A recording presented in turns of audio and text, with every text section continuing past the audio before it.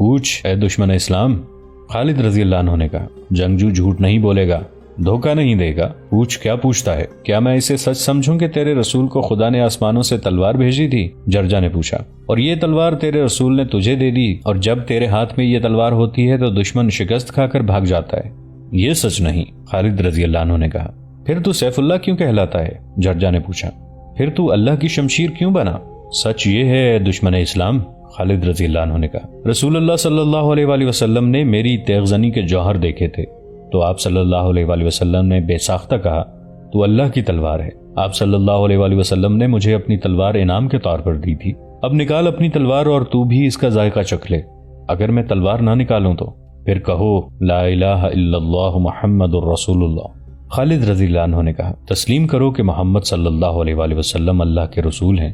میں ایسا کہنے سے انکار کر دوں تو کیا کرے گا؟ پھر تجھ سے جزیہ مانگوں گا، خالد رضی اللہ عنہ نے کہا، اور تجھے اپنی حفاظت میں رکھوں گا۔ اگر میں جزیہ دینے سے انکار کر دوں پھر نکال اپنی تلوار، خالد رضی اللہ عنہ نے کہا، اور پہلا وار کر لے کہ تجھے افسوس نہ رہے کہ وار کرنے کا تجھے موقع نہیں ملا تھا۔ جرجا کچھ دیر خاموش رہا اور خالد رضی اللہ عنہ کے منہ کی طرف دیکھتا رہا۔ اگر کوئی آج اسلام قبول کرے تو اس کو کیا درجہ دو گے؟ جرجا نے پوچھا۔ وہی درجہ جو مسلمان کا ہے، خالد رضی اللہ عنہ نے کہا۔ اسلام میں کوئی بڑا اور کوئی چھوٹا نہیں، میں تیرے مذہب میں آنا چاہتا ہوں، جرجا نے کہا۔ میں اسلام قبول کرتا ہوں۔ خالد رضی اللہ عنہ کے چہرے پر حیرت کا بڑا گہرا تاثر آ گیا۔ کیا تو اپنے ہوش و حواس میں ہے اے رومی سالار؟ خالد رضی اللہ عنہ نے پوچھا۔ ہاں ابن الولید، جرجا نے جواب دیا۔ مجھے اپنے ساتھ لے چل۔ خالد رضی اللہ عنہ نے اپنا گھوڑا موڑا۔ جرجا نے اپنا گھوڑا خالد رضی اللہ عنہ کے پہلو میں کر لیا اور وہ مسلمانوں کے محاذ میں آ گیا۔ خالد رضی اللہ عنہ نے اسے کلمہ پڑھایا اور وہ مسلمانوں کے محاذ میں شامل ہو گیا۔ مسلمانوں نے تکبیر کے نعرے بلند کیے اور رومی لشکر نے بڑی بلند آواز سے جرجا پر لان تان کی، لیکن جرجا پر کچھ اثر نہ ہوا۔ بڑی ہی خونریز جنگ شروع ہونے والی تھی اور جرجا اپنے ہی لشکر کے خلاف لڑنے کے لیے تیار ہو گیا تھا۔ اگست 636 عیسوی مسلمانوں کے بڑے ہی سخت امتحان کا مہینہ تھا۔ رومیوں کا ایک سالار اسلام قبول کر کے مسلمانوں کے پاس آ گیا تھا۔ مسلمانوں نے خوشی کے نعرے تو بہت لگائے تھے، لیکن انہیں احساس تھا کہ دشمن کے ایک سالار کے ادھر آ جانے سے رومیوں کے اتنے بڑے لشکر میں ذرا سی بھی کمزوری پیدا نہیں ہوگی اور دشمن کے لڑنے کے جذبے میں بھی کوئی فرق نہیں آئے گا۔ مسلمانوں کو اتنے بڑے اور ایسے منظم لشکر کا سامنا پہلی بار ہوا تھا۔ اسلام کے لیے یہ بڑا ہی خطرناک چیلنج تھا جو اسلام کے شیدائیوں نے قبول کر لیا تھا۔ مسلمان ایک خودکش جنگ کے لیے تیار ہو گئے تھے اور یہ پہلا موقع تھا کہ مسلمان عورتیں بھی مردوں کے دوش بدوش لڑنے کے لیے تیار ہو گئی تھیں۔ انہیں ابو عبیدہ رضی اللہ عنہ نے تو یہ کہا تھا کہ خیموں کے ڈنڈے نکال لیں اور پتھر اکٹھے کر لیں اور جو مسلمان بھاگ کر پیچھے آئے اس پر پتھر برسائیں اور اس کے منہ پر ڈنڈے ماریں، لیکن عورتوں نے اپنے آپ کو جنگ میں کود پڑنے کے لیے بھی تیار کر لیا تھا۔ دونوں فوجوں کی نفری ان کے سامنے تھی۔ وہاں تو ہر مسلمان عورت میں اپنے مردوں جیسا جذبہ تھا، لیکن ان میں چند عورتیں غیر معمولی جذبے والی تھیں۔ ان میں ایک خاتون ہند اور دوسری خولہ بنت الازور خاص طور پر قابل ذکر ہیں۔ ہند کا ذکر پہلے آ چکا ہے، وہ ابو سفیان کی بیوی تھی۔ اسلام قبول کرنے سے پہلے جنگ احد میں انہوں نے اپنے قبیلے کا حوصلہ بڑھانے کے لیے میدان جنگ میں گیت گائے تھے۔ یہ گیت رزمیہ نہیں تھے اور یہ باقاعدہ جنگی ترانے بھی نہیں تھے۔ ان گیتوں میں اپنے آدمیوں کی مردانگی کو ابھارا گیا تھا اور کچھ اس قسم کے الفاظ تھے کہ تم ہار گئے تو تمہاری بیویاں تمہیں اپنے جسموں کو ہاتھ بھی نہیں لگانے دیں گی۔ ہند کا چچا اس لڑائی میں حمزہ رضی اللہ عنہ کے ہاتھوں مارا گیا تھا، تو ہند نے مشہور برچی باز وحشی کو حمزہ رضی اللہ عنہ کے قتل کے لیے کہا اور اسے انعام پیش کیا۔ وحشی کی پھینکی ہوئی برچی کبھی خطا نہیں گئی تھی۔ اس نے میدان جنگ میں حمزہ رضی اللہ عنہ کو ڈھونڈ نکالا اور تاک کر برچی ماری۔ برچی حمزہ رضی اللہ عنہ کے پیٹ میں اتر گئی اور وہ شہید ہو گئے۔ ہند دوڑی گئی اور وحشی سے کہا کہ حمزہ رضی اللہ عنہ کی لاش کا پیٹ چاک کرو۔ وحشی نے حکم کی تعمیل کی تو ہند نے حمزہ رضی اللہ عنہ کا کلیجہ نکال کر منہ میں ڈالا اور چبا کر پھینک دیا تھا۔ کچھ عرصے بعد ابو سفیان اور ہند نے اسلام قبول کر لیا اور اب اس عورت کا وہی جوش و خروش اور جذبہ اسلام کی سربلندی کی خاطر لڑے جانے والی جنگوں میں کام آ رہا تھا۔ ان کا بیٹا یزید بن ابو سفیان رضی اللہ عنہ اسلامی لشکر میں سالار تھا۔ دوسری نامور خاتون خولہ بنت الازور تھیں جو زرار رضی اللہ عنہ بن الازور کی بہن تھیں۔ زرار رضی اللہ عنہ کا ہم پہلے ذکر کر چکے ہیں، وہ خود زرہ اور قمیض اتار کر لڑا کرتے تھے۔ اس غیر معمولی دلیری کی وجہ سے زرار رضی اللہ عنہ رومیوں میں قہر اور غضب سے لڑنے والے کے نام سے مشہور ہو گئے تھے۔ 2 سال پہلے زرار رضی اللہ عنہ ایک معرکے میں رومیوں کی صفوں میں اتنے دور چلے گئے کہ بہت سے رومیوں نے انہیں گھیر لیا اور زندہ پکڑ لیا تھا۔ زرار رضی اللہ عنہ رومیوں کے لیے بہت اہم شکار تھے۔ کوئی سوچ بھی نہیں سکتا تھا کہ رومی انہیں زندہ چھوڑ دیں گے، اور یہ بھی کوئی نہیں سوچ سکتا تھا کہ زرار رضی اللہ عنہ کی بہن خولہ انہیں چھڑا لائیں گی۔ ہم پہلے تفصیل سے بیان کر چکے ہیں کہ ایک معرکے میں خولہ رضی اللہ عنہ چہرے پر نقاب اور سر پر سبز امامہ رکھ کر رومیوں کی صفوں پر ٹوٹ پڑی تھیں۔ وہ خالد رضی اللہ عنہ کے قریب سے گزر کر آگے گئی تھیں۔ خالد رضی اللہ عنہ انہیں اپنا کوئی مجاہد سمجھتے رہے تھے۔ انہوں نے آخر انہیں اپنے پاس بلایا تو انہیں پتا چلا کہ یہ کوئی آدمی نہیں بلکہ عورت ہے اور زرار رضی اللہ عنہ بن الازور کی بہن ہے۔ یہ اطلاع مل گئی کہ رومی زرار رضی اللہ عنہ کو پابجولاں کر کے فلاں طرف لے جا رہے ہیں۔ رومیوں کی تعداد خاصی زیادہ تھی۔ رافع بن عمیر رضی اللہ عنہ کو 100 سوار دے کر خالد رضی اللہ عنہ نے زرار رضی اللہ عنہ کو چھڑا لانے کو بھیجا تو خولہ بھی پیچھے پیچھے چلی گئی تھی۔ خالد رضی اللہ عنہ کو ان کے جانے کا علم نہیں تھا۔ جب وہ رافع بن عمیر رضی اللہ عنہ کے سواروں سے جا ملی تو رافع نے بھی انہیں روکا تھا، لیکن خولہ نہیں رکی تھی۔ انہوں نے اپنے بھائی کو آزاد کرانے کے لیے رومیوں پر حملہ کیا تو مردوں کو حیران کر دیا تھا۔ اس طرح جان کی بازی لگا کر زرار رضی اللہ عنہ کو رومیوں سے چھڑا لیا تھا اور اپنے ساتھ لے آئی تھی۔ ان کے وہ الفاظ جو انہوں نے زرار رضی اللہ عنہ کو گلے لگا کر کہے تھے تاریخ میں محفوظ ہیں۔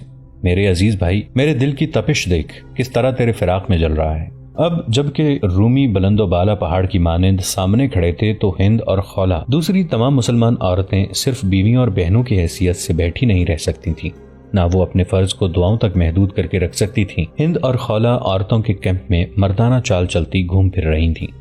وہ عورتوں کو لڑائی کے لیے تیار کر رہی تھیں۔ انہوں نے یہاں تک فیصلہ کر لیا تھا کہ بچوں والی عورتیں بچوں کو پیچھے پھینک کر آگے چلی جائیں گی۔ رومی سالار جرجا نے خالد رضی اللہ عنہ کے ہاتھ پر اسلام قبول کیا اور اس کے ساتھ ہی انفرادی مقابلے پھر شروع ہو گئے۔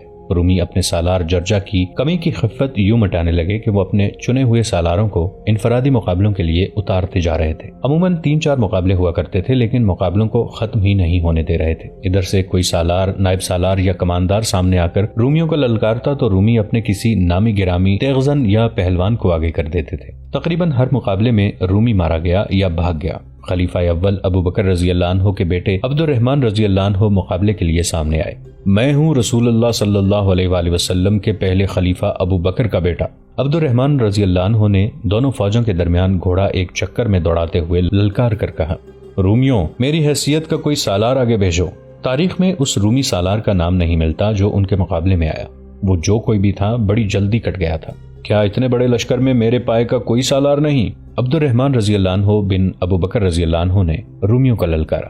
رومیوں کی صفوں سے کالے رنگ کا ایک گھوڑا نکلا جس کا قد اونچا نہیں تھا۔ سر سے دم تک لمبائی عام گھوڑوں سے زیادہ تھی۔ اس کا چمکتا ہوا جسم گھٹا ہوا اور غیر معمولی طور پر موٹا تازہ تھا۔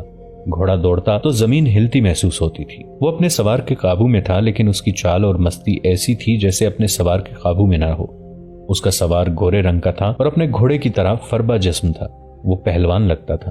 اے بدقسمت جوان، رومی سالار نے للکار کر کہا، کیا تو روم کے بیٹے ایلمور کی برچی کے سامنے کچھ دیر اپنے گھوڑے پر بیٹھا نظر آتا رہے گا؟ خدا کی قسم، عبد الرحمن رضی اللہ عنہ نے اپنے گھوڑے کو ایڑ لگا کر کہا، روم والے ابھی وہ برچی نہیں بنا سکے جو ابن ابی بکر کو گھوڑے سے گرا سکے۔ ایلمور کی برچی کالے گھوڑے کی رفتار سے عبد الرحمن رضی اللہ عنہ کی طرف آ رہی تھی۔ عبد الرحمن رضی اللہ عنہ کے ہاتھ میں تلوار تھی۔ گھوڑے ایک دوسرے کے قریب آئے تو ایلمور نے رکابوں میں کھڑے ہو کر عبد الرحمن رضی اللہ عنہ کو برچی ماری، لیکن عبد الرحمن رضی اللہ عنہ نے اپنے گھوڑے کو ذرا ایک طرف کر دیا اور خود پہلو کی طرف اتنا جھک گئے کہ رومی سالار کی برچی کا وار خالی گیا۔ عبد الرحمن رضی اللہ عنہ نے وہیں سے گھوڑا موڑا اور بڑی تیزی سے ایلمور کے پیچھے گئے۔ ایلمور ابھی گھوڑے کو موڑ رہا تھا۔ عبد الرحمن رضی اللہ عنہ کی تلوار اس کی اس کلائی پر پڑی جس ہاتھ میں اس نے برچی پکڑ رکھی تھی۔ ہاتھ صاف کٹ کر بازو سے الگ ہو گیا۔ برچی اس ہاتھ سمیت جس نے اسے پکڑ رکھا تھا زمین پر جا پڑی۔ یہ زخم معمولی نہیں تھا۔ ایلمور بلبلا اٹھا۔ عبد الرحمن رضی اللہ عنہ کا گھوڑا اس کے ارد گرد دوڑ رہا تھا۔ ایلمور نے کٹے ہوئے ہاتھ والا بازو اوپر اٹھایا۔ وہ اس ٹنڈ منڈ بازو سے ابل ابر کر بہتے خون کو دیکھ رہا تھا کہ عبد الرحمن رضی اللہ عنہ کی تلوار اس کی بغل میں گہری اتر گئی۔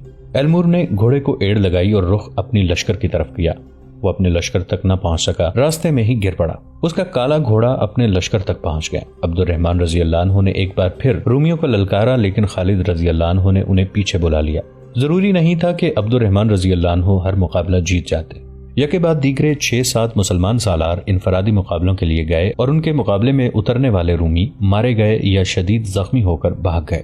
عبد الرحمن رضی اللہ عنہ ایک بار پھر بغیر کسی اجازت کے آگے چلے گئے اور رومیوں کو للکارا۔ ایک رومی سالار ان کے مقابلے میں آیا اور واپس نہ جا سکا۔ یہ تیسرا رومی سالار تھا جو عبد الرحمن رضی اللہ عنہ کے ہاتھوں مارا گیا تھا۔ اس طرح عبد الرحمن رضی اللہ عنہ نے 3 رومی سالاروں کو مار ڈالا۔ خالد رضی اللہ عنہ نے انہیں سختی سے کہا کہ وہ اب آگے نہ جائیں، اب کوئی آگے نہیں جائے گا۔ رومی سالار اعلیٰ مہان نے حکم دیا اور اپنے ساتھ کے سالاروں سے کہا، اگر یہ مقابلے جاری رہے تو ہمارے پاس کام کا کوئی ایک سالار بھی نہیں رہ جائے گا۔ کیا ہمیں اعتراف نہیں کر لینا چاہیے کہ ہمارے پاس کوئی ایسا سالار یا کوئی ایسا آدمی موجود نہیں جو دو بدو مقابلے میں مسلمانوں کو شکست دے سکے؟ اگر ہم اپنے سالاروں کو اسی طرح مرواتے چلے گئے تو اپنے لشکر پر اس کا بہت برا اثر پڑے گا۔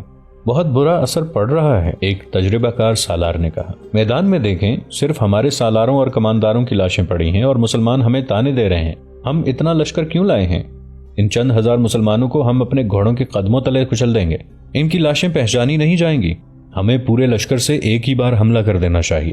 قلب کے ایک سالار نے کہا۔ نہیں، مہان نے کہا، مسلمانوں سے اتنی بار شکست کھا کر بھی تم مسلمانوں کو نہیں سمجھے۔ مسلمانوں کی جتنی نفری کم ہوتی ہے یہ اتنے زیادہ خطرناک ہوتے ہیں۔ میں پہلا حملہ ذرا کم نفری سے کروں گا اور دیکھوں گا کہ یہ اپنے آپ کو بچانے کے لیے کیا طریقہ اختیار کرتے ہیں۔ آدھا دن گزر گیا، سورج سر پر آ گیا تھا، اگست کی گرمی اور حبس کا عروج شروع ہو چکا تھا۔ مہان نے اتنی ہی نفری حملے کے لیے آگے بڑھائی جتنی مسلمانوں کی تھی۔ یہ اس کے اپنے لشکر کی نفری کا چوتھا حصہ تھا، یعنی تقریباً 40,000۔ یہ تمام نفری پیادوں کی تھی۔ جب یہ نفری رومیوں کی دفوں کی تال پر آگے بڑھی تو لگتا تھا جیسے طوفانی سمندر کی موجیں پہلو بے پہلو بپھری ہوئی، غراتی ہوئی، اپنے ساتھ سب کچھ بہا لے جانے کو آ رہی ہوں۔ اسلام کے پاسبانوں، کسی مجاہد کی گرجدار للکار بلند ہوئی۔ آج کا دن تمہارے امتحان کا دن ہے، اللہ تمہیں دیکھ رہا ہے، اللہ ہمارے ساتھ ہے۔ مسلمانوں کی صفوں سے تکبیر کے نعرے گرجے۔ اگلی صف میں جو لمبی برچیوں والے تھے اور جو تیر انداز تھے وہ تیار ہو گئے۔ ایک ایک تیر کمانوں میں چلا گیا، برچیاں تن گئیں۔ ہر مجاہد کی زبان پر اللہ کا نام تھا، بعض کسی نہ کسی آیت کا ورد کر رہے تھے۔ رومی پیادوں کا سیلاب قریب آیا تو اسلام کے نیزہ بازوں نے بڑھ بڑھ کر برچیوں کے وار شروع کر دیے۔ آگے والے رومی گرتے تھے تو پیچھے والے انہیں رونتے ہوئے آگے بڑھتے۔ نیزہ بازوں کا کام کچھ تو تیر اندازوں نے آسان کر دیا تھا۔ رومی ابھی برچیوں کی زد سے دور ہی تھے کہ ان پر تیر اندازوں نے تیروں کا می برسا دیا تھا۔ رومیوں نے تیروں کو ڈھالوں پر لینے کی کوشش کی تھی، پھر بھی کئی رومی تیروں کا شکار ہو گئے۔ اس سے رومیوں کی پیش قدمی کی رفتار سست ہو گئی۔ آگے آئے تو مسلمانوں کی برچیوں نے انہیں چھلنی کرنا شروع کر دیا، لیکن ان رومیوں کا حملہ مسلمانوں کے سارے محاذ پر نہیں بلکہ 11 میل لمبے محاذ کے تھوڑے سے حصے پہ تھا۔ اتنے تھوڑے حصے پر اتنی زیادہ نفری کا حملہ روکنا آسان نہیں تھا۔ رومی پیادے آگے بڑھے آ رہے تھے، حالانکہ ان کا نقصان خاصا زیادہ ہو رہا تھا۔ مسلمان تیر انداز اور نیزہ بازوں نے جب دیکھا کہ رومی سر پر آ گئے ہیں تو انہوں نے تلواریں نکال لیں اور مارکے کی خونریزی میں اضافہ ہو گیا۔ ابو عبیدہ رضی اللہ عنہ اور خالد رضی اللہ عنہ نے اپنے دماغ حاضر اور حوصلے قائم رکھے۔ صورتحال ایسی ہو گئی تھی کہ محاذ کے جس حصے پر اتنا زوردار حملہ ہوا تھا اسے کمک سے مزید مضبوط کیا جاتا، لیکن خالد رضی اللہ عنہ اس سے بھی زیادہ خطرے مول لینے والے سالار تھے۔ انہوں نے محاذ کے کسی اور حصے کو کمزور کرنا مناسب نہ سمجھا۔ مجاہدین کو معلوم تھا کہ وہ کتنے کچھ ہیں اور ان کے پاس کیا ہے، انہی حالات میں لڑنا تھا۔ وہ دیکھ رہے تھے کہ جنگ فیصلہ کن ہوگی، چنانچہ انہوں نے کمک اور مدد کی امید دل سے نکال پھینکی تھی۔ مدد کے لیے وہ صرف اللہ کو پکارتے تھے۔ صاف نظر آ رہا تھا کہ رومی سالار احتیاط سے کام لے رہے ہیں۔ رومی سالار اعلیٰ مہان دیکھ رہا تھا کہ اس کے حملہ آور پیادے کٹ رہے ہیں اور وہ مقصد پورا ہوتا نظر نہیں آ رہا جس مقصد کے لیے اس نے حملہ کرایا تھا۔ پھر بھی اس نے اپنے حملہ آور پیادوں کو پیادہ یا سوار دستے کی کمک نہ دی۔ مورخ لکھتے ہیں کہ مہان کو یہ توقع تھی کہ مسلمان اس حملے کا مقابلہ کرنے کے لیے اپنے پورے محاذ کو درہم برہم کر دیں گے، لیکن اس کی یہ توقع پوری نہیں ہو رہی تھی۔ کمک نہ ملنے کا اور اپنے اتنے زیادہ نقصان کا اثر رومی حملہ آور پیادوں پر بہت برا ہوا۔ قریب ہی تھا کہ وہ خود ہی پیچھے ہٹ جاتے کہ ان کے سالار نے انہیں پیچھے ہٹا لیا۔ اس کی ایک وجہ یہ بھی تھی کہ سورج غروب ہو رہا تھا۔ وہ منظر جذباتی سا تھا جب مجاہدین جو اپنی جگہ سے آگے چلے گئے تھے واپس آئے۔ ان کی عورتیں ان کی طرف دوڑ پڑیں، وہ اپنے خامدوں کو پکار رہی تھیں۔ انہوں نے اپنے مردوں کو گلے لگا لیا اور جو زخمی تھے ان کی باقاعدہ مرہم پٹی کرنے سے پہلے اپنی اوڑھنیاں پھاڑ پھاڑ کر ان کے زخم صاف کیے اور ان پر اوڑھنیوں کی پٹیاں باندھ دی۔ عورتیں پانی کے مشکیزے اٹھائے میدان جنگ میں پھیل گئیں۔ وہ ان زخمیوں کو ڈھونڈتی پھرتی تھیں جو اپنے سہارے اٹھ کر چلنے کے قابل نہیں تھے۔ عورتوں کے انداز میں والہانہ پن اور دیوانگی سی تھی۔ وہ شدید زخمی ہونے والوں کو پانی پلاتی، ان کے زخموں پر اپنے کپڑے پھاڑ کر پٹیاں باندھتی اور انہیں اٹھا کر اپنے سہارے پیچھے لا رہی تھیں۔ شام گہری ہو گئی تو میدان جنگ میں مشعلیں نظر آنے لگیں۔ عورتوں کے ساتھ مجاہدین بھی اپنے شدید زخمی اور شہید ساتھیوں کو ڈھونڈ رہے تھے۔ ان کے حوصلے بلند تھے۔ انہوں نے بڑا ہی شدید حملہ بیکار کر دیا تھا۔ میدان جنگ میں رومیوں کی لاشیں دیکھ کر ان کے حوصلے اور جذبے کو مزید تقویت ملی۔ مسلمانوں کے مقابلے میں رومیوں کا نقصان بہت زیادہ تھا۔ بہت سے رومی ایک گروہ یا جیش کی صورت میں مشعلیں اٹھائے آگے آئے۔ وہ اپنے زخمیوں کو اور اپنے اپنے ساتھیوں کی لاشوں کو اٹھانے آئے تھے۔ وہ ایسی ترتیب اور ایسے انداز سے چلے آ رہے تھے جیسے حملہ کرنے آ رہے ہوں۔ مسلمان جو اپنے زخمیوں کو اٹھا رہے تھے تلواریں نکال کر ان پر ٹوٹ پڑے۔ اچھا خاصا مارکا ہوا۔ ہم اپنے زخمیوں کو اٹھانے آئے ہیں، رومیوں کی طرف سے آواز بلند ہوئی۔ تم زخمی ہو کر اپنے زخمیوں کو اٹھا سکو گے؟ مجاہدین کی طرف سے جواب خرچا۔ 2-3 جگہوں پر اسی طرح کی جھڑپیں ہوئیں اور رات گزرتی رہی۔ اسی وقت رومی سالار اعلیٰ ماہان نے سالاروں کو اپنے سامنے بٹھا رکھا تھا۔ اپنے آپ کو دھوکے میں نہ رکھو، وہ کہہ رہا تھا۔ ہم اپنے حملے میں بری طرح ناکام ہوئے ہیں۔ کیا کوئی بتا سکتا ہے کہ اس کی وجہ کیا ہے؟ میرا خیال ہے کہ ہمارے سپاہیوں نے اپنے اوپر مسلمانوں کا خوف طاری کر رکھا ہے، ایک سالار نے کہا۔ نہیں، ماہان نے کہا، ہماری صفوں میں اتحاد نہیں، مسلمان ایک ہیں۔ وہ بھی مختلف قبیلوں کے ہیں لیکن وہ سب اپنے آپ کو مسلمان سمجھتے ہیں۔ انہوں نے اپنے آپ کو اسلام کے رشتے کا پابند کر لیا ہے۔ اس عقیدے نے انہیں یکجان کر دیا ہے۔ ہم میں یہ اتحاد نہیں۔ کئی ایک علاقوں اور کئی ایک قبیلوں کے لوگ ہمارے ساتھ عاملے ہیں لیکن ہمارے درمیان کوئی ایسا رشتہ نہیں جو ہم سب کو متحد کر سکے۔ ایک رات میں اتحاد پیدا نہیں کیا جا سکتا سالار اعلیٰ، ایک پرانے سالار نے کہا۔ ہمارے درمیان اتحاد نہ ہونے کا یہ مطلب تو نہیں کہ ہم ایک دوسرے کو پسند نہیں کرتے، ہمیں انہی حالات میں لڑنا ہے۔ ہاں، ماہان نے کہا، ہمیں انہی حالات میں لڑنا ہے، میں مایوس نہیں، ہمیں کوئی طریقہ اختیار کرنا پڑے گا۔ کل صبح ہم اس وقت مسلمانوں پر حملہ کریں گے جب وہ حملہ روکنے کے لیے تیار نہیں ہوں گے اور یہ ان کی عبادت کا وقت ہوگا۔